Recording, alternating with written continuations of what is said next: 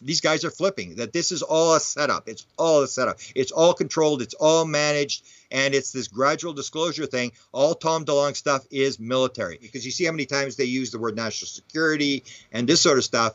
That's scary stuff. And they throw the word threat in there on and off. Yeah, Tom DeLonge actually said this. Every word that was in that presentation was written months before, carefully worded. And so you have Elizondo, who comes, he retires the day before to come onto this thing, and his script is already in there. They're reading off teleprompters. Welcome to Talk is Cheap, where cheap is talk and talk is cheap. I am Dan Hohlfeld, and a few weeks ago, Tom DeLonge unveiled his new company, To the Stars Academy. Now, this consists of many high people from the CIA, Department of Defense, and Lockheed Martin. This was all put in place to supposedly do research and development of new technology, specifically from the unidentified aerial phenomenon, aka UFOs. Now, I gave my take on this last week, how this is basically a washed down UFO disclosure with the government's approval. But my next guest was talking about this long before Tom even officially announced his project. He became involved in ufology in 1975 with a personal sighting of an object which became locally known as Charlie Red Star. He has turned his research interest to the involvement of the President of the United States in the UFO issue. He has made 20-plus trips to the National Archives and most of the presidential archives. He's the author of many books, with one being Managing Magic, the government's UFO disclosure plan. That goes into how disclosure is going to be more of an acclimation process rather than a full-blown head-on disclosure. He is Grant Cameron. Grant, thanks for joining me. Well, thanks for having me on. I really appreciate your interest in what I'm doing.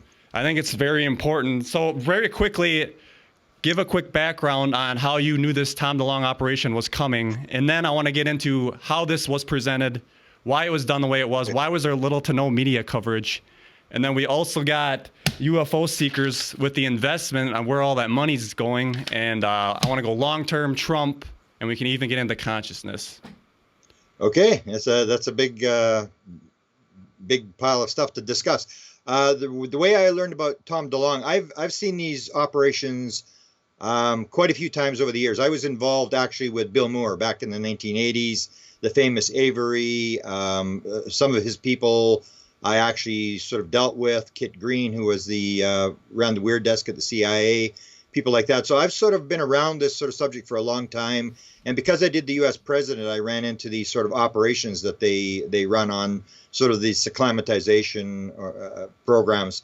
And so when I first heard that Tom DeLonge had 10 witnesses, everybody was very skeptical. And my first impression was, they're doing it again.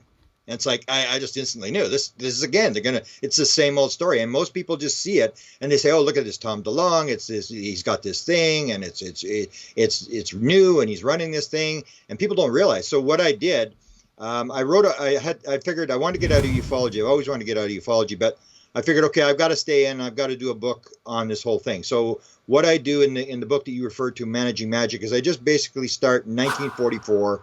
And I go through all the years, 44, I do 47, where Kenneth Arnold, the guy who had the first UFO sighting, I got his daughter. His daughter was taped by James Fox, and talking about her father being given photographs. And she shows the photographs. I mean, the 8x11 daylight photographs look like gun camera footage, and assured that this was real. So I go through all these years and lead up to Tom DeLonge coming out and saying, if you go any year and you can see them running some sort of operation where they're leaking something to somebody, and pointing out the fact that the United States of America is the only country in the world where this happens. It doesn't happen. I'm from Canada. It doesn't happen in Canada. People always ask me, because I do the U.S. presidents. They say, what's going on in Canada? And I always say, I haven't got the foggiest notion what's going on in Canada, because there are no leaks. There are no whistleblowers. Well, you had Paul Hellyer come out, didn't you? Well, Paul Hellyer came out, but he's repeating what was going on in the United States. He has two stories that he tells that were told to him.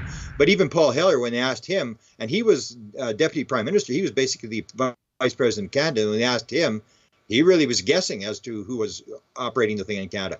So I put the whole book together. And the other thing I wanted to deal with, because I'm big time into the fact, I'm like Stephen Greer. I say, anybody believes there's evil aliens is not really with it. I mean, there are no evil aliens, And so I wanted to put this out because I knew that Tom is big time into evil. He's not just a little bit into evil aliens. He basically thinks that we should kill them all, and that this is bad news. But I want to ask you real quick before we go too far off that.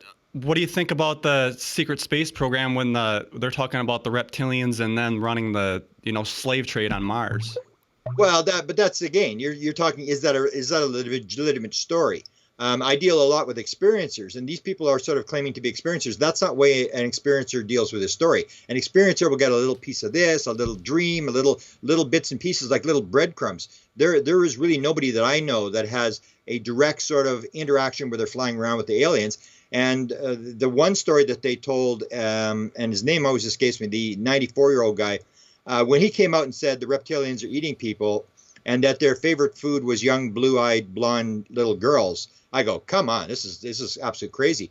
I really don't deal with single whistleblowers. It's almost impossible to track these guys to figure out whether they're telling the truth. So I really don't. And I ask my sources. I've got a lot of, like Tom DeLonge. I know who Tom DeLonge's sources are, and I know some of these people. And so I talked to my source who was inside the Tom DeLonge camp, and I said, okay, what about secret space program? And he said, we have advanced technology. We don't have that. So that's coming from the high-level government people saying that, yes, we have advanced technology, but this stuff is all being made up. And how do you track this kind of stuff? I don't really track it, but the way I do it is I look at people like, for example, I list Tom DeLonge. So he had 10 sources to start with. Now he's got more because more were revealed the other day. So when you've got 15 sources and you can actually vet these people and you know who they are, then you have a story because you have these people who are leaking stuff to a certain guy, and that's a story in itself. Like, why are these guys leaking this stuff? Why are these government people coming out? Why are they not in jail? And you can vet these people. Whereas a single whistleblower, some guy says, I worked for NASA, I was a CIA agent or whatever, it's almost impossible to track. Bill Moore had 24 sources. Stephen Greer has 540 to 1,000 sources. So those are the guys I track, and I call them the 5 messiahs. And these are guys that you pointed out on your show last week. These are guys who have ego. So Tom DeLonge, as I pointed out, I did a webinar last night. I pointed out that Tom DeLonge actually believed he had figured this thing out, and that's why the government dealt with him, because he had it so well figured out. He knew it was evil aliens, and they caused religions, and they caused us to fight, and they have one country, one religion fighting against another religion, and they give us nuclear weapons so we can kill more people. And he had this bizarre cargo cult theory, he calls it. And he puts it out, and he believes that's why he's been given it. Same as Bill Moore, when he was set up in 1980, he brought out the Roswell incident, the famous Roswell book that made Roswell famous. When he started to come out, they said to him, you're the only guy that knows what you're talking about. And he went, yeah, that's right. And then he got another phone call, and the guy said, you're the only guy that knows what you're talking about. And he goes, that's right. And that's how they hooked him. And that's how they hooked these guys. Same as Stephen Greer. Stephen Greer believes he's the only guy that knows what he's talking about. He has all the answers. He has all these inside things. And so they use these guys. And I don't really believe it's an evil type thing. They have a story. I use an example like when they did the Trinity test. And I did this in the webinar. They had a reporter from the New York Times who'd won the Pulitzer Prize. They bring him in, they brief him on the Trinity thing, because you have two options. When the Trinity bomb goes off, a lot of people are going to see it. So you have two options. You either kill everybody who saw the test, or you manage the story. So you put out a cover story, you cover it with another story, and that's how they've been doing this thing with all these secret things. And so Leslie Kean is brought in, and you see Leslie Kean does this famous article, and she has all these guys from Tom DeLonge's operation. They're all interviewed before Tom DeLonge goes public, and the one guy retires the day before Leslie Kean interviews him. So this is an absolute setup, and I point this out, that one of the significant things about Tom DeLonge's operation is take a look at how many of these guys just retired. This is how it works. You retire. It's like, if you remember back, so-called retired, right? Yeah, you go from the white world to the black world. And it's like, if you look at the famous tweet that John Podesta, who's involved in this operation, he tweeted twice to support Tom DeLonge's initiative the other day. He tweeted twice. When he put out his famous tweet that he was the day he left the Obama administration. That was the one where he said, I tried to get UFO disclosure, and again, I was not successful at getting it. So you get that, and then you get the story that ties into this is Tom DeLonge's operation is being run by Jim Semivan, and he was sat on the stage, but he didn't say anything. And Jim Semivan is an experiencer. So he doesn't have, he doesn't fly around with aliens and stuff, but he had the beings in his room in the 1990s. Yeah, he's the one on the trailer that actually basically kind of said that they're aliens that are here. He's the one that was the most open out of everybody on that Tom DeLonge's trailer that he made. Yeah. And he's a guy who had the beings in his room in the 1990s with his wife, and his wife is bleeding, and his wife is freaking out, and he's trying to figure out what's going on, and he's a briefer. He is a briefer for the President of the United States. He was one of the top counterintelligence people. He would go into Bush's office every day. It was that powerful. I know what his job was. And so he's a briefer for the president. He goes to a guy named Ron Pandolfi. And I talk about Ron Pandolfi all the time because he may be running this operation. Dr. Ron Pandolfi was identified in the 1990s as the top scientist in the CIA. He's extremely powerful. He's been running the Weird Desk at the CIA UFO desk since 1983. He may have briefed the last 6 presidents on UFOs. He's the top guy. So when Semivan is a briefer for the president, he has this experience. He goes to Ron Pandolfi and he said, I had this experience. I need to know what's going on. And Ron has denied this story, but this is a story I was told from 2 different sources. He goes to Ron. He says, I need to know what's going on. And Ron says, you don't have a need to know. And Semivan says, I don't have a need to know. Let me tell you what, you bring your boss's boss into my office and we'll see who doesn't have a need to know. So they bring in somebody to brief him. And the guy says, you don't want any part of this. This will ruin your career. You do not want any part of this thing. Pretend, the word they used was pretend it's a one-off. Pretend it only happened one time and it'll never happen again. How did you find out about this? Do you have like email leaks or you have contacts that are? I have contacts. That's how I discovered, because I've got friends who are experiencers, and because Semivan was an experiencer, once he retired, he started dealing with experiencers. And so he has one very close friend, Chris Bledsoe. I don't know if you know the story, but Chris Bledsoe, he goes to his birthday parties. And that's when I first learned about who Jim Semivan was, and that he was this guy who had the experience. And then I talked to another guy, high-level business guy, who knew Pandolfi and knew people inside the CIA. And he told me about this guy, except he didn't use his name. But I put these together. So what happens is he finishes his career in 2008. He leaves the CIA, goes, and now they're all under contract. It's like Chase Brandon used to say, it's like the Hotel California. You can check out, but you can't leave. And so they all basically still work for the CIA under contract. So Semivan leaves the CIA, he retires. Now he's able to talk to experiencers. He's not allowed to talk to anybody in the UFO field until he retires. He retires, Ron Pandolfi briefs him on what actually happened and what is actually going on. Then he goes out, and he's the guy that's running the Tom DeLonge operation. He discovered Tom DeLonge in 2016 in April, after he'd made these contacts with these high-level government people, and he went up to him and he said, what are you doing? How'd you get these sources? And he starts talking to him, and now he's running the operation. So you can see that they pick up on this, and it's the same as the Bill Moore operation. Bill Moore's operation in the 1980s, the famous Avery, where they did the live alien, the Condor, the Falcon, all that, the core story, all those stories that came out, Area 51, that was all under Bill Moore. Bill Moore said his operation was run by a guy by the name of Rositsky. Exactly the same thing. It was a guy from the CIA, a high-level counterintelligence guy who had been brought out of retirement to run the program. So touching back on Semivan, so they told him, somebody in the CIA or whoever's running the operation told Semivan to contact DeLonge and go from there? Is that how that works? No, well, the way Semivan tells it is that he discovered that Tom DeLonge was in contact with all these high-level people.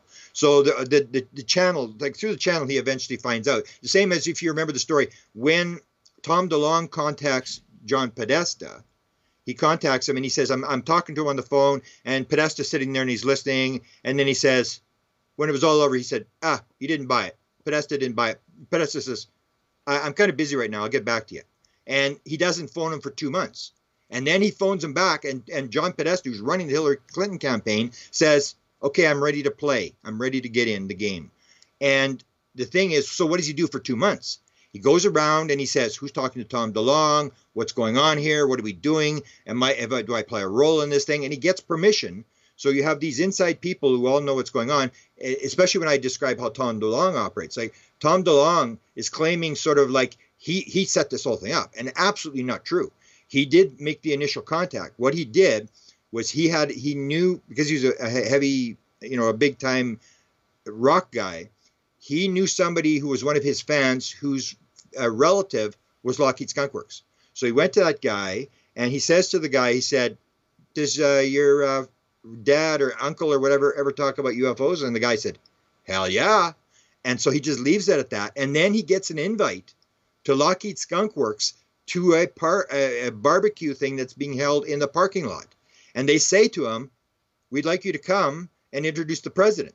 So they already know that he's in this stuff. They know because he's got this big conspiracy website that they actually, when he gets to Lockheed Skunk Works, if you heard the story, Tom telling the story, when he gets into Lockheed Skunk Works, when he's in the desert, they say to him, well, what about conspiracies? You got this conspiracy website. And he had this crazy, like all the worst stories in the world, the conspiracy stories and stuff.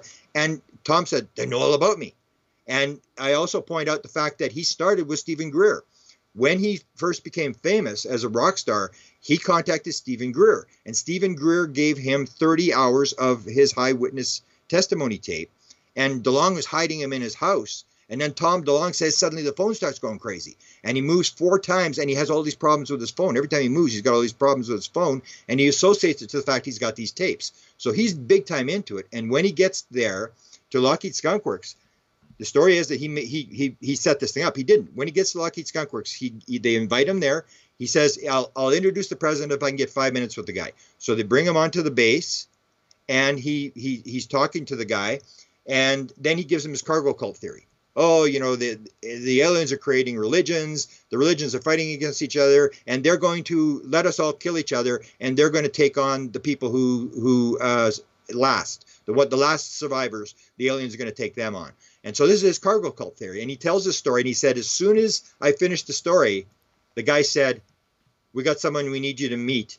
You're to be outside the Pentagon in Washington. And he meets these 2 guys. And these 2 guys say to him, and this is true, they say, this does not happen in the White House. This does not happen on the Hill. This happens when a certain bunch of people decide to have meetings like this and move the football down the field. And then they say, okay, the meeting is over. Tom says, the meeting's over. And then he says, then they tell me, we got someone in Nassau we want you to meet. So then he flies to Nassau the next day, and he meets this high-level guy in Nassau. Then the Nassau guy says, oh, we got someone else we want to meet. Then he flies to San Diego, and he tells this story. This is how the thing is set up. They're setting him up. He goes from CIA to Nassau then he picks up one of the big generals, and he flies around the country, and they put this team together for him. And that's exactly what happened to Bill Moore. So they put the team together, and then they start giving them stuff. And part of what he tells is true. For example, he does have this audience. They want to reach this audience. He makes the point where he even says, you've been gradually leaking this stuff over the years, but it doesn't work because young kids don't watch the stuff that you guys are doing. They don't do this kind of stuff. They're on Instagram, they're on Facebook, and that's my generation. And so they sit there and they say, well, let us think about it. And then they contact them back and they say, okay, and this may just work. That's what they say. Well, this may just work. And so they're using him to put this message through to the younger generation. But what people have to realize is they've done this almost every year. And what I'm told is there are 6 teams at this very moment who are doing the same thing. Tom DeLonge's operation is only one of 6 teams. Have been blessed by the government to do that. And let's talk about the compare and contrast of Stephen Greer and DeLonge. Like, why would they feed Stephen Greer like all aliens are good and then feed DeLonge that there's bad ones? Well, that's the point I make is they're not feeding him anything. For example, Jim Semivan, they have this idea. So I say before Tom DeLonge went in to Lockheed Skunk Works, he believed the evil alien thing. He had the cargo cult idea in his head. And he said, because I gave them the idea, that's why they bought in to me doing it, because I hit it on the head, that I figured it out and they knew I figured it out. Whereas they probably were sitting there and going, thank you, Jesus. We got one here. We got a live one. And off they go because he's got this thing. And that's why I'm saying the government's not telling him anything, because why would Stephen Greer have all these witnesses are all saying they're good and Tom DeLonge saying all his witnesses are saying they're bad? They're not telling anything. If you listen to what Jim Semivan says, the idea that you're going to measure and analyze this thing is actually laughable. How do you define something where there is no there? This has got to do with consciousness. This has got to do with multidimensionality. And he basically says, we have no idea. There's a story that's one of the stories that was told to me is one of the people that was in the operation was John Alexander. And he was sort of in, but he's always sort of like, he comes in and he wants to know what's going on. And I don't know what he's doing, but he's very interested in anything on the leading edge. So his name was thrown around quite a bit for the Tom DeLonge operation. And so one of the stories was that he'd gone to Semivan. And John Alexander's idea is that none of the government knows that UFOs are real. It's all for real. A lot of high-level guys have had UFO sightings and experiences and stuff, but nobody's interested. The government's not working on this kind of stuff. So he has a meeting with Jim Semivan, from what I'm told, and Jim Semivan says, this is all for real. And so, of course, John says, so who's in charge? And Semivan said, they are. And basically, this is the thing. Jimmy Semivan tells the story, and he hasn't been public with this, and you'll understand why, that they actually abducted the President of the United States. And the reason they abducted the president, and they took him out of a news conference. They shut the entire news conference. The current president, Trump? No, they didn't say which president it was. Okay. There was a story that Bill Clinton had been taken in Coronado in 1994 with two Secret Service agents. But I asked the girl who got the leaks on that story, and I said, did you have a news conference? Was there a news conference there? And she didn't really remember a news conference. The story that was told was a news conference. The president was taken, so only the president knew what happened. Then they brought the president back in, and according to what I'm told, is that the reason they did this is to show we're in charge. We're running this operation. Whereas Tom DeLonge says, well, we've actually sort of discovered how to fight back. We're putting the boxing gloves on, and now we're ready to fight back against these evil aliens. And I'm saying that the government is not, because I don't think the government really knows exactly what they're up against. They may have some inkling of what they're up against, but I don't think they really have that much. And so people are dragging this stuff in, and they're not really interested in whether you believe in evil aliens or other aliens. Is can you deliver the message? Can you be managed? Can you operate and listen, do what you're told and get the message out? And that's all they're really interested in. They're putting this sort of thing out, that the actual answer to what is actually the phenomena is probably way too high classified to be leaking into the public. They're still trying to figure this thing out, as far as I'm concerned. Well, let's get into the DeLonge coverage here. Why was, for one thing, why was there like little to no media coverage? I could see a few alternative, like local Fox channels talked about it, but there was nothing big. It was basically just like Stephen Greer's announcement where everything was hush hush.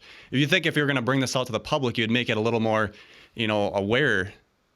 Yeah, it's something with the media. The media just doesn't buy it. For example, in my webinar, I point out he has the two generals. He has McCaslin and McKay, these two high-level generals, and Robert Weiss, who ran Lockheed Skunk Works. When he brings these people out the other day, he's got what I call the B team. He's got somebody under Weiss, and he's got somebody under these generals. He's got like the high-level defense people, but they're not generals. And I say, well, where'd the generals go?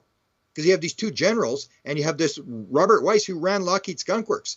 And they have this meeting, if you remember the story with Podesta, January the 25th, 2016, they have a Google Hangout meeting, and it's all in the WikiLeaks. And McCaslin is there, and McKay is there, and Robert Weiss is on this meeting, and John Podesta and DeLonge, and it's on UFO Disclosure. And they have this meeting, and that story doesn't go anywhere either. And so there was one UFO investigator who was complaining to me, and he was saying, oh, this is garbage. Nobody will pick this thing up. And I said, well, forget about the UFO thing.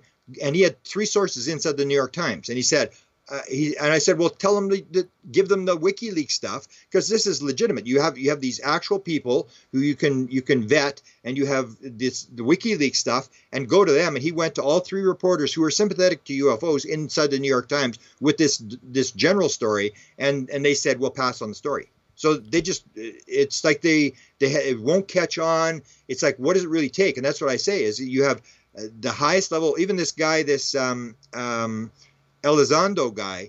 I mean, he's the guy that ran they call it the aerial, unknown aerial threat thing in the Department of Defense. He basically comes out and says, yes, we have picked up stuff.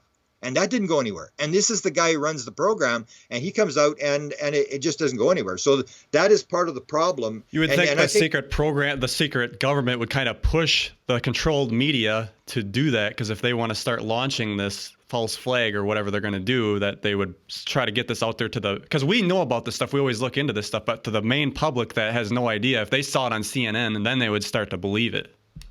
Yeah. Yeah, there's a disconnect with the media. I don't think it really has much to do with the government controlling. I think it's got to do more with the media, in the terms that it's a 24/7 news cycle, and they're obsessed with Trump right now, and they're basically doing stories, and you don't really have anybody who has that much time to sort of dig into the stories. It almost did break. If you remember the story, Hillary Clinton is talking about it, and you see these, if you watch these operations very closely, what you see is very bizarre patterns. For example, Hillary Clinton talks about it 3 times, but she never brings up the subject. That's part of the plan. She is to answer questions, and people are to ask her questions. John Podesta tweets to Lena Dunham when she does a video interview with Hillary. Okay, Lena, good interview. Next time, ask her about the aliens. He's running $1 billion campaign, and he's saying to talk to Hillary about aliens, and then Hillary only answers questions. And so you have this situation where the New York Times in May of 2016 suddenly run a straight piece, no green aliens, no laugh, no nothing like that, and basically say Hillary's talking about disclosing. And at that point, it almost breaks. What happens is there's 3 reporters in the White House press room who start to ask questions. May the 11th it happens, and May 16th, these 3 reporters ask questions, and they basically say, what's the deal? Hillary said she's going to disclose. Is President Obama going to beat Hillary to the punch? That's what the one guy says. Is Hillary Clinton going to, or is Barack Obama going to disclose before Hillary does? And then the press secretary, and this is how they block it. The press secretary doesn't have a need to know. So the press secretary says, I don't have a tab in my book for that. I'm sorry, I can't answer that question. But the president, he says, he throws the president under the bus. He says, but the president, it jokingly has said that his job gives him access to that kind of material. You should ask him. It'll be interesting. And then on the 16th, the one African-American reporter says, well, what about Roswell? What's going on? Are you covering this up because of national security? And the guy starts to take a drink of water. And she says, look, you're doing the dance. You're trying to figure out how to walk around my question. And the thing is that Barack Obama is in Japan. He's in the Asia at the time. And so the question doesn't go to Barack Obama. It goes to the press secretary, who doesn't have a need to know. And I contact these guys who asked the question, and I say, now ask Obama. They asked you, ask Obama. And none of them would follow through with it, because it's always like the thing where reporters, there was a question asked in 1997 to when Webster Hubbell came out with his book, and he talked about Bill Clinton sending him looking for UFOs. Is this for real? And when his book came out, there was a woman, Deborah Orrin from the New York Post, who hated the Clintons, and she put the question. Webster Hubbell wrote that he wanted Bill wanted him to go out and look for UFOs. Is this true? And the press secretary walks around the question. So she asks a follow-up question. He walks around the follow-up question. And then she said, in a later interview, she said, I sat there and waited for the rest of the White House press corps to follow up. And they all just rolled over and played dead because they were afraid to lose their press credentials. And that's the whole thing. It's still a goofy thing. And nobody wants to be the guy who asked the dumb UFO question. There was actually... and these people come in and they come out. Chase Brandon, if you remember the story of Chase Brandon, second highest guy in the CIA to speak publicly on behalf of the CIA. He was the liaison to Hollywood. He comes out on Coast to Coast and he says, he writes this book, fictional book about how Roswell was handled by the CIA. He comes out and he says Roswell was real. It was extraterrestrial and there were bodies. And nobody really follows up on this. He comes out and he says this whole thing, and he just walks back into the shadows. And a reporter friend of mine, Billy Cox, who's for years trying to get stories. He wrote for the Tampa paper in Florida. He says Robert Gates is there. So he decides to ask Robert Gates, former CIA director. He said, Chase Brandon said about this thing. And he said, as he was asking the question, he could feel the reporters moving away from him because nobody wanted to be there. And that's the problem, is it still has this type of thing, which works to their benefit because they want it to come out slow. Because if they wanted disclosure, I said they're not disclosing, because if they wanted disclosure, they get New York Times, Washington Post, CNN, Fox News. They show them the bodies, the crafts. They do all that kind of stuff. So they're not disclosing, and they're not covering up, because if they were to cover up, they would just shut up and the story would go away. So they're doing this gradual down the middle thing, where the Brookings Institute said you've got to acclimatize the people, slowly bring this thing out, and that's what they're doing. And the aliens are doing exactly the same thing. The aliens wanted us to know. They wanted to disclose it, land on the White House lawn. They're doing the same sort of thing, little breadcrumbs, little dreams, little hints about what's going on. They're both doing the same acclimatization operation, almost like the government learned from the aliens how to do this thing. Also, I noticed in the presentation they were really scared to use the word UFO and alien. That was really interesting to me. Yeah, yeah. Well, that's the British term. That was the term that the Brits had used, and where that sort of came from was it was used by the British. The guy that ran the British program there, and he was friends with Leslie Kean, and Leslie Kean started to use this word UAP, and John Podesta then used it. So that's why they're using it, because it's coming through that channel. And Leslie Kean always wants to do this thing where we got to go through high-level people. She doesn't like the people who are sort of the crazy New Age people type thing. She believes you got to do it the way they're doing it right here, is to get these high-level people, get them to come out and stuff like that. And that's why they changed the term. And I think I even told Leslie, it's like, come on. I mean, we think people are stupid. They're going to say UAP. Oh, it's not UFOs. Okay, we can investigate it. Everybody knows it's UFOs. So they've changed the term.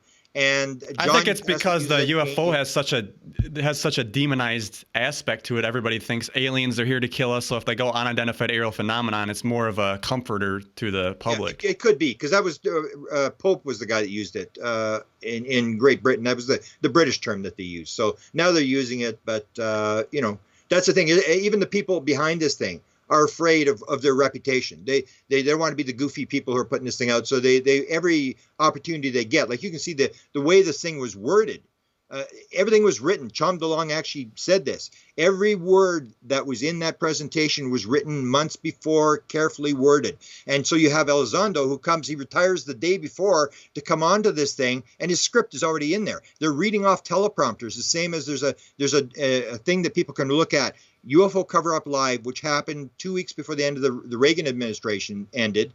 This was a CIA operation as well. It's exactly the same thing. People are reading off cue cards. It was all staged, and people tried to go off cue cards, and they wouldn't let them. It's very, very carefully staged. This one is run much more efficiently than the 1988 one. It was really stilted. But this, you can see people are reading off. They're basically reading off a teleprompter. Well, when you look at DeLonge's body language, too, you can actually see the ego come out of him.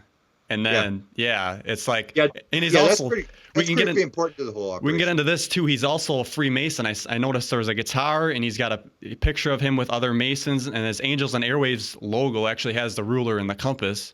Yeah, well, he went into that. He wasn't really brought up in that. He just wanted to do that because it's like cool. It's like, all the rock stars that get into Satanism. It's like, oh, it's cool. Like he's got the power. So he goes and he gets linked into the Illuminati so he can, because he's got this idea, like I'm sort of special. I'm, higher up and stuff like that. And it's all to do with ego. All these messiahs, I defined the 5 messiahs, and they all have this massive ego that you need to run this thing. Because the majority of us, when you run up against a brick wall, you're going to go, oh, okay, I've had enough of this. And you walk away. It's almost like being president. You need this ego and the thick skin, and to run this operation, to do it properly, that you need. And they're all the same. Bill Moore, Stephen Greer, DeLonge, they're almost identical personalities. Every Stephen Greer interview I listen to, it's like he's always talking about his lunar module and his uncle, and it's like, okay, now you're just building up your ego. You've seen one Stephen Greer interview, you've seen them all. That's the thing. Yeah. So it's interesting how they do it. And I have, I'm scared that the military thing, and I think you brought it up in your presentation, is the number of times they use the word national security, and can you spin this thing to increase the defense budget? Because the way they're selling it on this thing is they're using this, I think, a public corporation or a public thing where Tom Delonge can't touch that money. So he's defending himself. If you go to Facebook, he's now defending himself, the fact that he can't get a hold of the money, because he's always, every time he comes on, he's selling something. But that's his business. He's got a media corporation. He sells books. He sells movies. He sells records. And that's his operation. He sells T-shirts and stuff like that. So when he comes on and brings the money thing out, it's no different than Stephen Greer. Stephen Greer was doing the same thing with the money, with the whole thing. We're going to get the free energy devices. Everybody gives us the free energy devices. We're going to fund this. We're going to keep it secret. We're going to put it on the, it's the same scenario. But Tom Delonge's doing the soft sell, because what they don't want to do with the evil alien, and I think they actually took the evil alien thing out of this, because that would have really turned it south. It's like when you're selling something, you need a need. So it's like, oh, we got an environmental problem. We're going to solve the environmental problem. We're going to have these energy devices. Everybody's going to have a better life. It's all going to be great. And that's what they're selling. But there's so much behind this, that, like his books. The first one is God's. The second one is man, and the third one is war. this whole idea about the cargo cult thing, they put it in the background. And I'm sure Semivan said, we don't need this up front. Forget this. Put it in the background. We're going to do a soft sell. And that's what they were doing. They were just trying to get people. And they raised, I think, last I heard, $330,000, which I say the Black Ops operation can basically spend in about 12 minutes. Well, I'm looking at it now. He's got 860 investors, 485,000 raised. And then did you see the UFO seekers investigation where they went into the U.S. Securities and Exchange Commission, and it shows a budget breakdown if they raise $5 million. So he wants to spend $75,000 towards durable inventory, which includes record books, comic books, apparels, and accessories. And then he wants to spend $50,000 on sales and marketing through 2018. And then this really interesting part down here, he wants to spend $400,000 to repay a loan from Our Two Dogs, which is his hot dog company that failed. Oh my goodness! Oh, then he's finished. I mean, if that's true, I mean, it's going south pretty fast. And I knew some people, because a lot of people bought it. I have friends who watched the thing and they said, I think I'll invest. And it's like, whatever. I mean, he did a job where he sort of sold the thing, and that will be, I didn't know about that, but that'll be pretty dramatic when that moves out there. That sort of kills the whole operation. Yeah, that's huge. And then $5 million there. And then I looked at Stephen Greer's plan. He wants to build that testing, building prototypes and stuff. He wants 100 to 200 million to do that. Yeah, but that's part of the program, is that they use people that have these flawed reputations, because if they wanted to disclose it, they go to CNN, Fox News, New York Times, Washington Post, to the editors, and they disclose it. But what they do, and the story I always tell, is the Area 51 story. And George Knapp said my version of Area 51 is the closest to the truth of what actually happened. What they do is they go to Bob Lazar, who's missing 2 degrees. He says he's got these 2 master's degrees, and that he's friends with John Lear. And John Lear was a very honest guy, but John Lear in 1988, when they broke the Area 51 story, had some weird ideas, like don't go to the light when you die because the aliens are going to steal your soul. They're going to take it to the moon, and he had some really bizarre ideas. And so what they wanted was the Area 51 story to go from Bob Lazar, and he was going to feed it to John Lear. And John Lear was this very powerful guy, former CIA pilot, very well known. His father owned Lear Jet and stuff like that. And John Lear would put it out and they'd go, it's John Lear, don't listen to it. It's just garbage, whatever. And nobody would buy the story, but the story of aliens at Area 51 and the crafts would get out. What they didn't anticipate was that George Knapp would be missing a witness, an interview guy for his nightly talk show in about March of 1989. And he phones up John Lear and he said, I'm missing a guest for tonight. You talked to that guy that was at Area 51? I need a guest for tonight. Let's bring him on. Let's talk to this guy. And they put him in backlight. And now suddenly it's not John Lear telling the story. Now it's Emmy Award winning. He's won 24 Emmy Award winnings for investigative journalism. Suddenly he's carrying the story and the thing goes viral. So what they do is they use these witnesses that have got flawed characters, because they don't want the thing to spiral out of control. They want this kind of stuff where there's a controversy and the story is being swirled around and everybody says, it's a big hoax. It's to get our money or whatever. But the little bits and pieces of the story leak out and bounce around. And that's all they want, is they want people to think about it. They want the story, and then they want it to be killed as a hoax, so they want it to die. The thing that I don't understand, if back on the money thing, why the hell doesn't he pay that $400,000 off himself when he has conservatively 80 to 100 million? I don't understand that, because this is going to wreck the whole truth. Oh, absolutely. Yeah, that's dramatic. I mean, if that's true, that's absolutely dramatic material that kills the whole thing. It would be interesting. I'll be watching very carefully to see how he handles that, because he is very active. He'll be on Facebook and he will be operating. He seems to be pretty good at handling controversies, because the first controversy came up was about the money, and then he started with this corporation thing and explaining what the corporation was, but he basically said he couldn't touch the money. This indicates that he can't touch the money. So with the community, I think part of the investment is trying to maybe get the community involved, and they're also trying to do that with this online database and app. So you could probably say this is like a modern blue book. So this is probably how they're trying to push everybody crowdsourcing. But the weird part about that is, how can you study these things just from people's accounts? You really need to get up close and personal, reverse engineer it. I look at that a little bit different. I heard that before. I heard that they were going to get all this stuff and Jacques Vallée was going to data mine this stuff. What that is Tom DeLonge wants to run he wants to control this subject. everything, wants to control everything. So this is, to me, it was a very unique idea. So you say, okay, we got these 100 shows. Everybody's watching the shows. And then at the end of the show, they did this in the UFO Cover-Up Live in 1988. They said, phone in your UFO sighting. And people are phoning in their UFO sightings after this big documentary. When that happens, say, for example, there's another Travis Walton story that happens, or another Rendlesham Forest, and somebody phones in that story, now Tom DeLonge controls the story. So that was the whole thing I looked at, that Tom DeLonge wants people to phone in his sightings, because he wants, the thing I made public last night, it was that Tom DeLonge tried to buy the Free Foundation database. And I don't know if you know what Free is. Free is the experiencer thing. It's got 4,000 experiencers. It filled out 675 questions. It has all these things. And Ray Hernandez is a good friend. I was asked to be on the board. I said I don't join anything. But Ray Hernandez told me the story just yesterday that he was contacted, he and the neurologist at the foundation where Edgar Mitchell's group were contacted by Tom DeLonge and offered millions of dollars for that database. That's what he's looking for. He's looking for stories. He's looking for things to sell. And so to him, it's you've got the aspect of understanding the mystery, but he knows this is stuff you can sell if you get a big story. So if you control this app where people are phoning in sightings, you're going to get some stuff that you can go to Hollywood and make piles of money on. You control all the UFO data. So let's touch on Steve Justice. He's been the program director at Skunkworks for Lockheed Martin.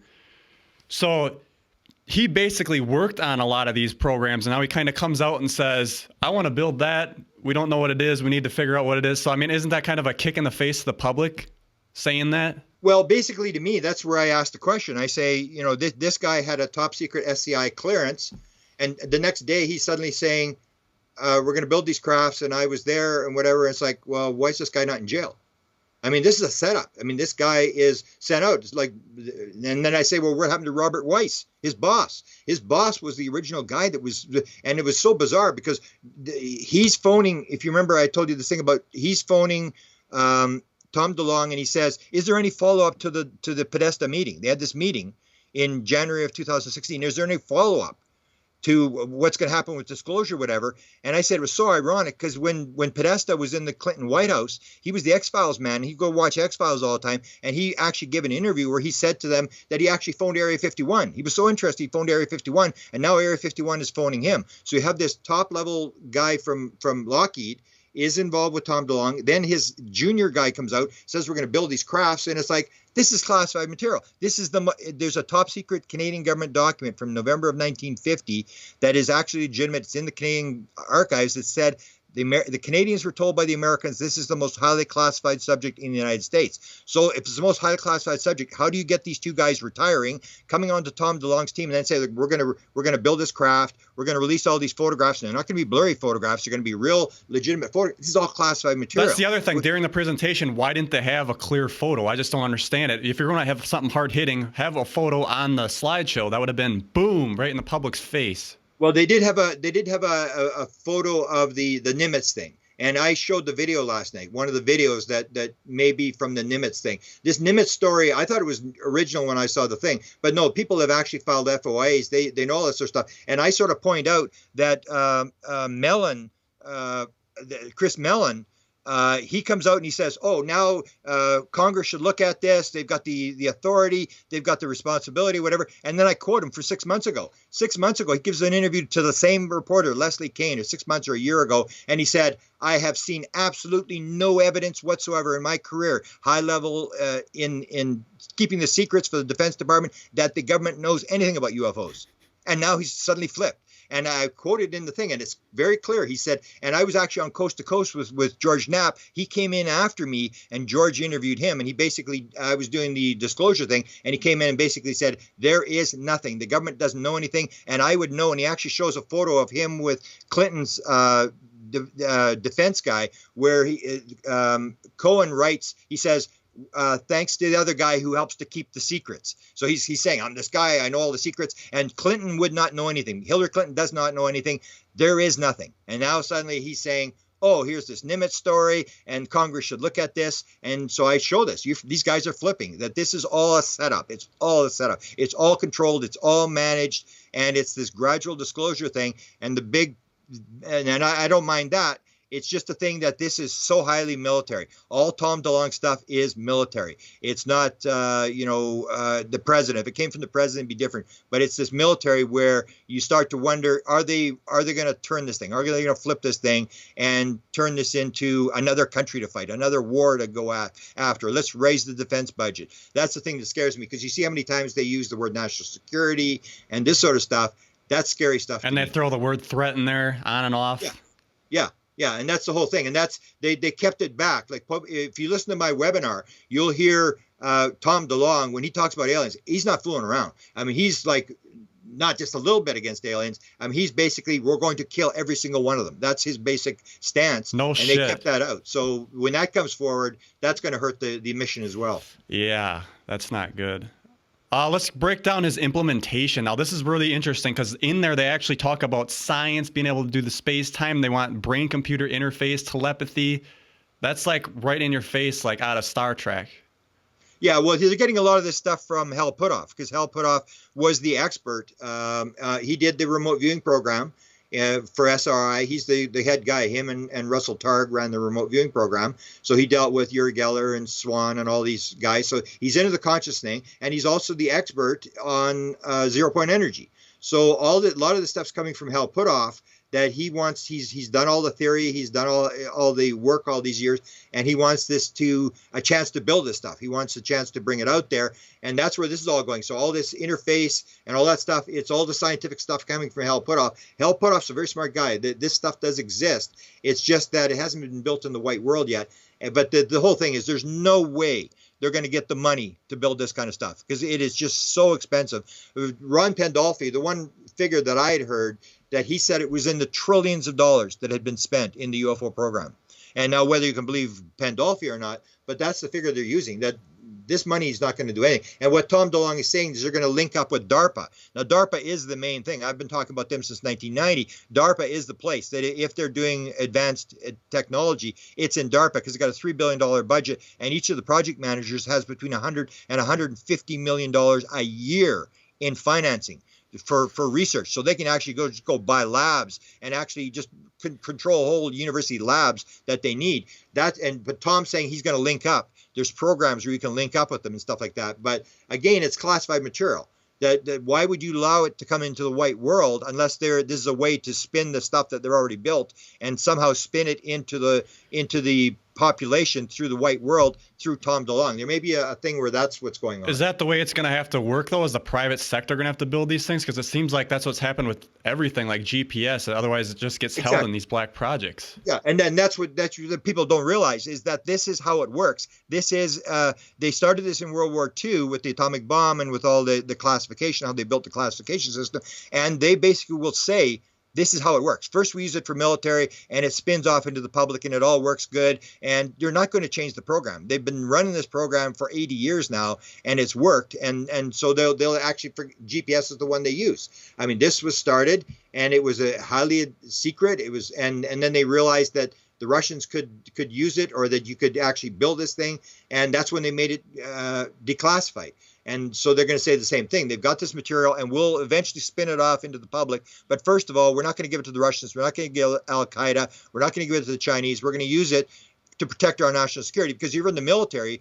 That's what the military is all about. If you suddenly don't believe there's evil countries and enemies, they're going to sit you on the bench. If you're in the military, you've got to believe this kind of stuff. That's your whole thing, is you want to build your budget. You got to create enemies, and you got to get weapons. And this program has been going for 80 years, and it's worked. So they're saying, we control the world, we control the technology. It worked. We're not changing the program. And so this is what they may be doing, is running this where they're going to leak it gradually, the same as they did with GPS and all these other programs that they had. So how long do you think that gradually leak's going to take? I mean, what's the timeline here before the teeter-totter actually tips over and we get to see some of this stuff in the public?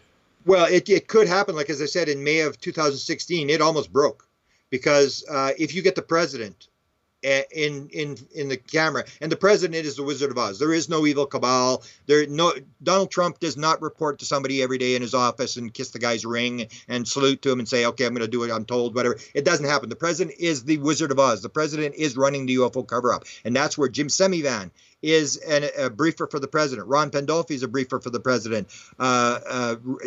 John Podesta was a chief advisor to the president. This is coming from the president of the United States, this operation. So the president is running the show. And what I would say is that when they do the briefing, because in my Managing Magic, I have a chapter called the 64 Reasons They've Decided Not to Tell You the Truth. And if you look at those 64 reasons, you start to go, yeah, I think I'd do the same thing, because 14 administrations have handled this problem and they've all done exactly the same thing, which means there's a lot of stuff behind the scenes that people don't realize. And what I think happens is they go in and they say, Mr. President, we don't know for sure, but the stock market could melt down. Stephen Greer has talked about this, and this is true. Somebody can say, I don't really believe in aliens or whatever, but this is a good chance. Oil stock is going down. I'm going to short the stock market. And he's going to short oil stocks. And then the stop losses will start kicking in once it goes down 10% and the stock market starts to melt. And how do you turn it around? If it starts to go down, what do you do? So what I would say in terms of what's the timetable, I would say to go to the president and say, Mr. President, the longer we delay this thing, the better off we're going to be. We can drill another oil well in Alaska. Let's go for another 5 years. And every president looks at all the things that could go wrong and say, yeah, okay, let's put it down. Let's leak a little bit of stuff and let's push it down the road, because no president wants to be standing there in front of the camera and have to ask the question, so what's going on? Because as Jim Semivan said, there is no there. They don't really know a lot of the answers. And the president is the most powerful guy in the world. He knows everything. He's in control. He's the messiah. He's been elected.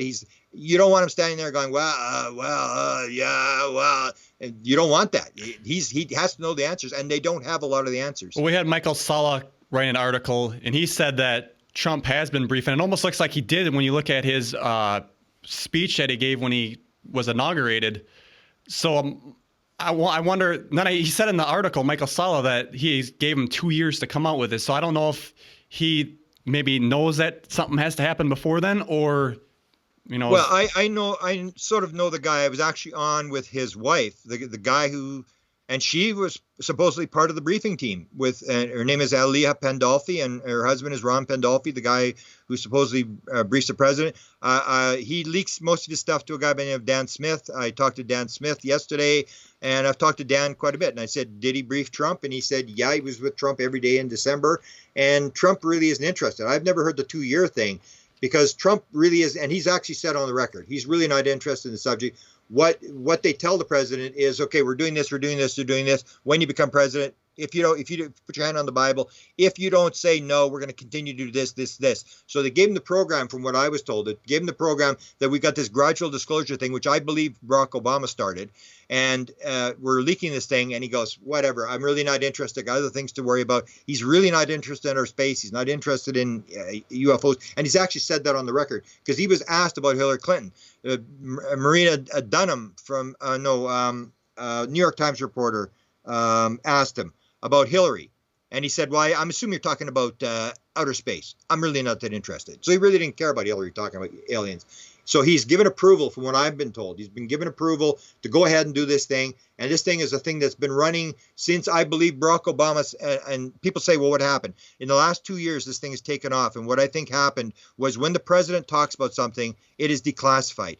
And basically what happened was in November of 2015, Barack Obama gave an interview to GQ magazine, and he's asked about the Book of Secrets. Okay, you're the president. Do you ever see all the secrets? And Barack says, everybody always asks me about the aliens and Roswell and UFOs.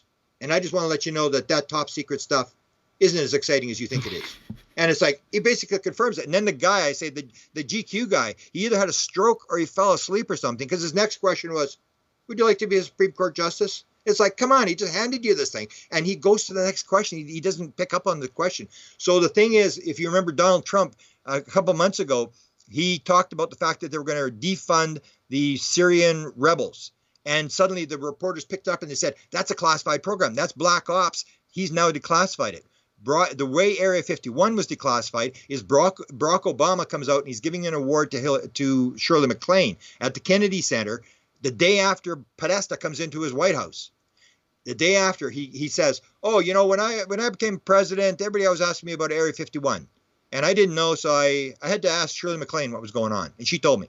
And then everybody laughs, and then he says, I'm probably the first president ever to openly talk about Area 51. At that moment, the term Area 51 was declassified. When the president talks about it, so I say that Barack Obama talked about it openly in November of 2015, and that may have actually declassified the subject and opened it up for people to go. Because as I said, there are 6 teams. From what I'm told, there's massive numbers of people who are involved in leaking material into the UFO community at this present moment. And I've been in it for 42 years. I've never seen anything like it. I was even offered on one of the programs, I was offered an executive producer on a thing that they're running out of Hollywood. And I said, I don't want to be a part of it. And they said, well, you can be on the inside and get 100%, or you can be on the outside and get 10 to 15%. I'll say, I'll take the 10 to 15%. I'd rather be a chess player than a chess piece, because I know what happens to DeLonge. I know what happened to Bill Moore. I know what happened to Stephen Greer. And I know nobody's going to tell me, you got to go here. You can't say this. You can't say that. For me, everything's on the record. When I hear it, I tell it. I'm really not into I don't sit on a board. Free offered me a board position. I don't sit on anybody's board. I don't belong to any groups. I'm an independent guy who, when I say something, you can believe that I'm probably telling the truth, because I don't have any vested interest. Nobody's paying me. Nobody's telling me what to do. I basically think that people have the right to know. And when I hear a story that I think is good, everybody should know it. I basically say it to everybody. Well, the thing about this Hollywood shit, this stuff's been going on for so long. I don't really see the purpose of, it seems like it's the same thing over and over and over again. It's just, how long are we going to keep repeating this cycle? Well, but that's the whole thing. That's acclimatization. It's like I always say to you, okay, when was it okay for gays? When suddenly gays got some reputation as being human beings, and you go, I don't know when it was. About 10 years ago, 15 years ago, or blacks. When did blacks sort of break through the cycle and actually get treated like human beings? You go, well, I don't know when it was. It's like you can write before African Americans or gays got rights, there was all sorts of bad things said about them. It was bad nobody wanted to come out of the closet. We're in the closet, the same thing. We're going through the same thing. Our issue is no different than any other political or social movement that we've got to go through. And there's this acclimatization thing where it suddenly goes through media and it goes through Hollywood. We're a skeptic. And this is why Hollywood's important, is because if you're a skeptic, I come to you and I say, oh, UFOs are real. Here's the evidence, whatever. And the guy goes, shut up. Don't even talk about it. But if he's in a movie, and the thing is, there's the movie and he's watching the movie, and indirectly they're putting the message into his head. That's how it works. You wanted to do this gradual thing where you're not confronting people face to face, either coming in through the back door subliminally.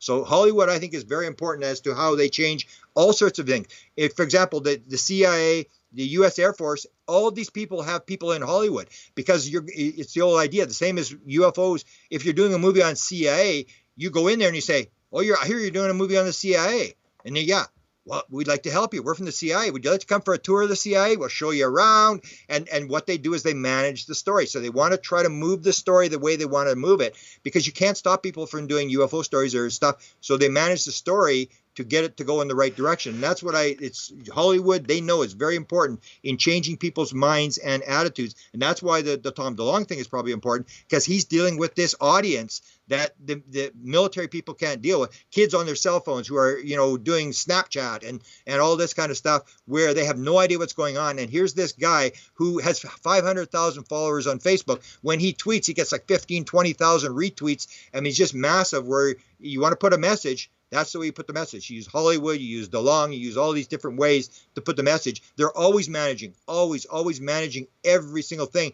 in Hollywood, in the media, that's why they have the rumored story. They buy out all the editors, because when a bad story comes, they say, we'll give you a story. We'd rather you not do this story. And the guy will say, okay. And they're able to manage. They're controlling all the media, because that's what you do. Either you control the media or the media will destroy you. Well, 95% of those movies are all, the aliens are here to kill us. Yeah, and that's the military thing, where that's why a lot of them that you have a trouble selling it, because unless there's an adversarial. Chris Bledsoe had an $80 million offer from Warner Brothers. He had $1.5 million signing bonus, and it went through lawyers 3 times, and he would not sign off. And he said, I need to control the end of the movie, because his movie is like angels, and there's a message that we're destroying the world, and we've got to be one, and all this kind of stuff. And they said, we can't give you control of the end of the movie. And he said, well, I'm not going to sign. And they were going to have Julia Roberts play one of the people, big names were going to play in this movie. And the whole thing fell apart because he would not give them the control of the end of the movie, because they wanted evil aliens. Unless you have adversarial in movies, nobody buys it. That's how movies are operated. You have to have this conflict, and then it's the Americans come and save the day, and we kill off the aliens, and everybody's happy. Every movie is the same. It has this conflict of characters and stuff. That's how it operates. I'm kind of wondering, like maybe they're trying to bring the public up to speed real quick with this technology about the aliens because they know that some of the population is going to be shifting into a different dimension, and therefore when they disappear, they can say, "Hey, look, that bad aliens got them," and then they have the what they need to start this war. Yeah, if they're that advanced, I'm not sure they're that advanced. I think they're sort of, in some ways, just hanging on for dear life. The one thing they are trying to push, and I haven't talked about this yet, and this is Ron Pandolfi is pushing, the CIA guy, the guy that briefed Trump. They're pushing the portal technology. And this whole idea that there's these portals, and this is his wife was the person who briefed Trump on the portal, and that it's interdimensional. This whole thing, and that is major. They're claiming that they're going to do a documentary, and that Joe Firmage has got a portal thing, and he's a big .com executive from the 1990s, a lot of money, and he has some sort of portal technology, and they're going to put this on this nonfiction documentary. I was just in a meeting with the guy that's running the operation, and this is what they want out. That will change big time when suddenly people realize there are things like portals where you can actually go from this world to another world. Then the whole materialistic paradigm falls apart, and that's what's basically holding this thing together, is that people don't believe that aliens can get here because of the theory of the speed of light. And if suddenly they realize there's portals, then there's like, oh my God, they can get here. And then I think everything breaks down. So it could be one simple thing, like the president gets asked a question and he starts to stumble. You could get disclosure almost overnight. But right now, I think they're trying to do it as gradually as they can, and they're using all sorts of methods of doing this, trying to manage the story, trying to control the story. So these portals are basically, you go to a different world, or is it on Earth, a different dimension? Well, I actually show a video. If you look at the webinar from last night, I actually show a video of Ron Pandolfi talking about it. And he's sitting on a cruise ship. This is one of the few times he ever goes on camera. And he says, the next time John, and there's this Marine guy that's sitting beside him, and we really don't know too much about him, except he's a big part of the story. He said, next time John goes to the desert, and the desert is where this portal thing is. Next time he goes to the desert, a couple of us here in this room, he says, people have always wondered what it's like to go to another world. Next time John goes to the desert, a couple of us in this room will join him, and we'll go into the next world and back into this world. And that's the way he describes it. And his wife, supposedly, as bizarre as the story gets, she is actually from the other side of the portal. He's married to a woman who's claiming that she's from the other side of the portal, and that she controls this portal, and that they've got portals in Switzerland, that she actually, a couple of weeks ago, went to Switzerland to help them initiate a portal. So it's the most bizarre story. And she's doing this on the internet. I actually have a email list that people contact me at whitehouseuFO@gmail.com. His wife, we're on a meeting, a go-to meeting. They may have one on Monday, a go-to meeting where she's on there and she's talking about this kind of stuff.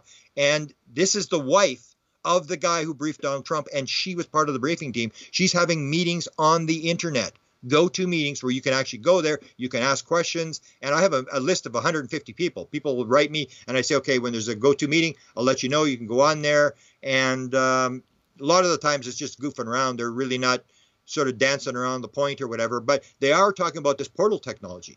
And you got to realize who she is, not so much what they're talking about, because it's, total science fiction. The fact is, she is married to the guy who's rumored to brief the last 6 presidents. So where is she from? What's the name of her planet?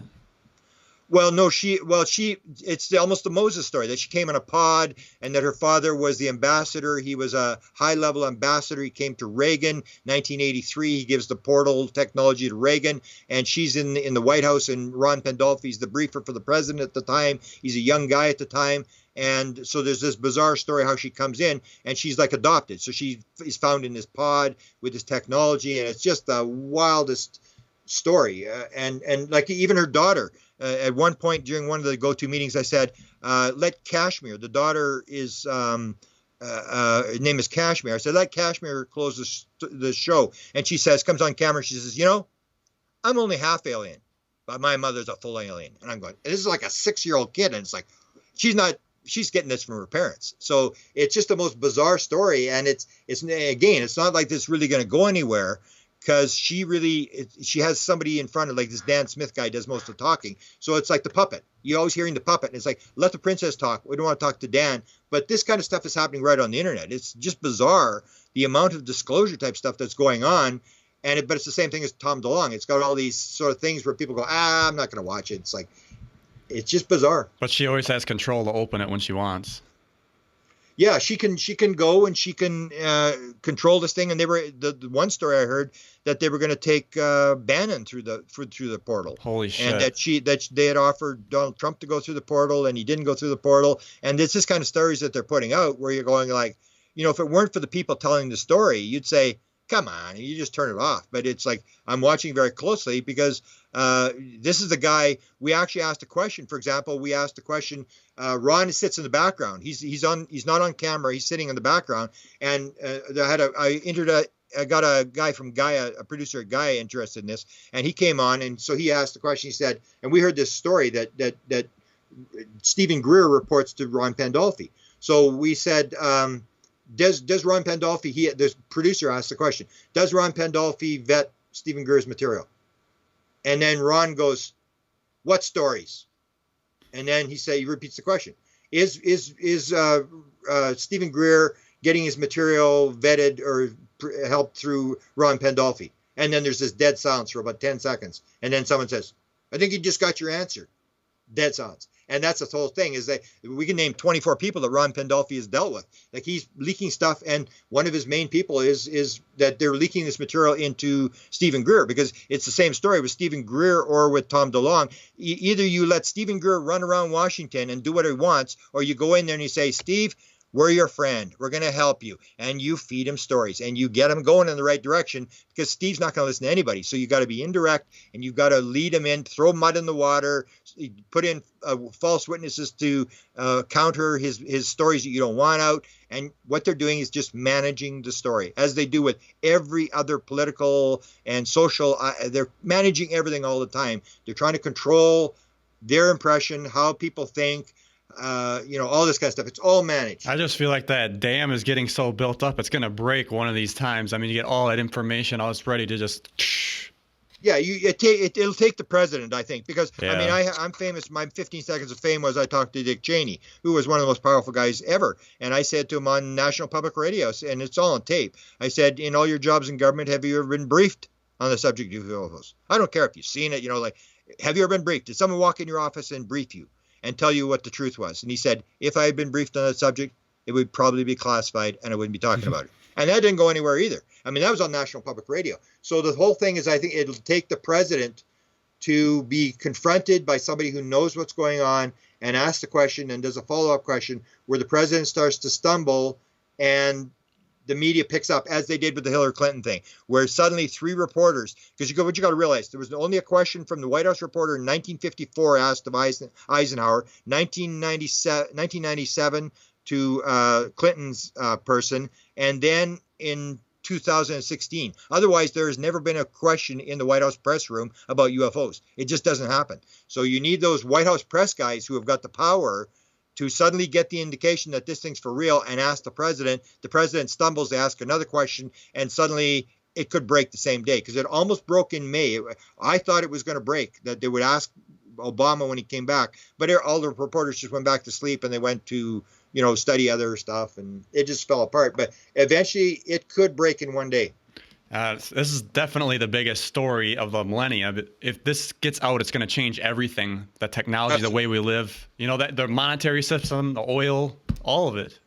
Absolutely. And that's what they're telling Tom DeLonge. If you listen to Tom DeLonge's story, they're banging on the desk. They say, this is the story of the millennium. And I say the same thing. I always tell people, I say, if you realize the actual importance of the UFO story and what's behind the UFO story, you realize that this is the Super Bowl of all stories. And I feel very honored that you and I got to play in the Super Bowl of all stories. I mean, what bigger story? If you realize the implications, the consciousness connection, multiple life connection, all the various things that may tie into this thing, the fact that it's not a material world, it's run by consciousness, that, we can interact, we can go to other planets, we can, all this kind of stuff. I mean, when you realize the implications, especially the consciousness implications, this is, there's nothing even close to this story in terms of what it will change. It will absolutely change everything that we believe. And that's why I say the scientific community is the one that's going to get hit the hardest. They're going to be damaged the most because they have the most to lose, because they say it is a material world. We're biological robots in a random, meaningless universe. And absolutely, when it breaks, they're suddenly going to realize that everything they believed was wrong. And I say it's science that's blocking this thing. Because if suddenly some guy like Hawking's or somebody were to come out and say, yes, this is for real, or some major scientist, everybody would jump on the bandwagon. But it's the science guys who are saying, no, this isn't for real. And the example I always give is, if you look back, in 1996, there was the Mars meteorite that came. And so the news conference was not held by NASA. It was run by Bill Clinton. He grabbed the meteorite. He went on the south lawn of the White House, and he said, we got this thing showing extraterrestrial life. The White House would love somebody to bail them out of this situation and give them some sort of story about a planet out there that's got life or whatever. They're looking for something. It's science that's blocking it, because science is saying, you cannot get here from there. This is all garbage. This is pseudoscience. It's woo-woo. It's not true. And if you try to say it is true, and Hal Puthoff went through this, you could lose your credentials, you could lose your job, you could lose your funding, and that's where the block is. It's not the media, it's not the government, it's science that's blocking this whole story. Yeah, good point. All right, where can people find you? Plug your website. I now suggest that they go. I've learned from Tom DeLonge and people that rather than the 2-hour interviews or lectures and stuff like that, I now have started to put stuff on my White House UFO YouTube channel, little short segments. And I do some with these Zendras where people are face to face with aliens. I've done some video interviews, and I'm doing a lot of YouTube stuff and short stuff, because people have very short attention spans, and I'm putting it up there. And YouTube is the second most searched thing on the internet, and I've learned to, rather than my website, I've gone to my White House UFO thing, and I've done about 6 books on various subjects on consciousness and UFOs and stuff. And you can find that by going to Amazon.com and just putting my name in, and it'll pop the books up that I've done. And your webinars also on YouTube that you just did? Yeah, but it's put up by Portals of Ascension, which is I've done 3 for them. I did the WikiLeaks thing, all the when that broke, I did that. I did a disclosure one, and then I did the Tom DeLonge one. So there's actually 3 webinars that I did for Portals to Ascension, which I believe is on YouTube. All right. Well, appreciate it, Grant. Thanks for joining me. I really appreciate it. I really appreciated when I watched your show from last week. I think you have a pretty good grasp of what's going on. Oh, yeah. All right. Take care. Talk to you later.